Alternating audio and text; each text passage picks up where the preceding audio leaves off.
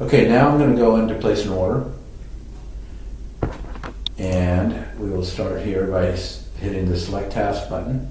I'm going to hit the sales button. And at this point, you get to select customer where you can type in the name of the customer. If I hit an asterisk, basically a wildcard character, it'll pull up all the customers. You'll see in this particular database we have 986 customers in here. And when you go into a customer, you simply click on the gray button to the left, type in the customer's name. You do will call. Wait until this goes. You can do will call with a date. You do hotshot, which will be, this is just a note saying it's going to show up for today. So hotshot's always today, is recovery. That means we have to send it out in a car. Or you can do off day delivery, which is just any day of the week that's off day. At this point, you can hit select. You can hit the select button, and it pulls you into the order. And this is the customer order sheet form that it goes into, that you go into first. You'll see up on the main console, there's a couple buttons. One that says COS for customer order sheet, and one is all items for all the items in our database. You see we have 77,846 items when I hold down the cursor.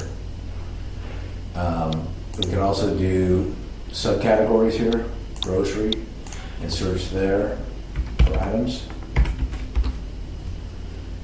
All the flour items in grocery will show up. You can do in stock only, which will be the same thing, but things that have a quantity on hand, which is this quantity in this black box right here. We have one on hand on the top item.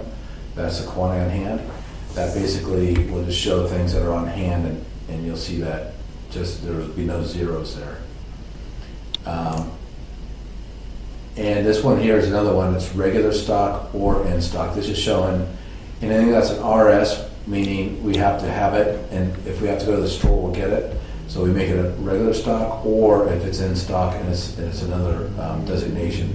Here you can see we have RS, which is regular stock, JIT, which is just in time, and the third one is SOI, which is special order item. I will talk about more of those later. So from here, we're going to click the quantity button, on hand button. When you click it, a box comes up and you can actually enter in the quantity that you want to put in the order. So here would be one. And you'll see this is the shopping cart on the side here. You'll see, by the way, that they had some special order items that were on order. 3 of them came in and were allocated to this customer. So at this point, you can also add in items for this customer. We're going to add in one of these items. And you could add in all 3 actually if you want. And they move from here into the shopping cart. Now we can process them and get them sent to the customer. See this select task button. This task button changes as you go through the order. Now that it says check items not ordered, and you'll notice that the code behind here will look for this caption, and it has this caption. It runs another set of codes, which is looking for, it loads a field called items not ordered. In this case, there aren't any for this customer. Everything we ordered is in the cart. And then the next field that the next button command is, it puts us in an area where we can read back the customer the order to the customer, saying item 23942 for 1 ordered. This is a confirmation, and 0 shorted. And then from there, we could actually hit place the sales order, and it will place a sales order.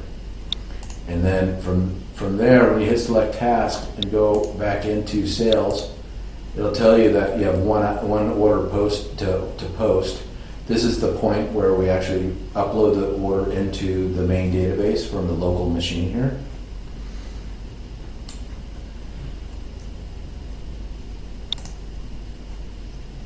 And now the order has been placed, and we have a debug.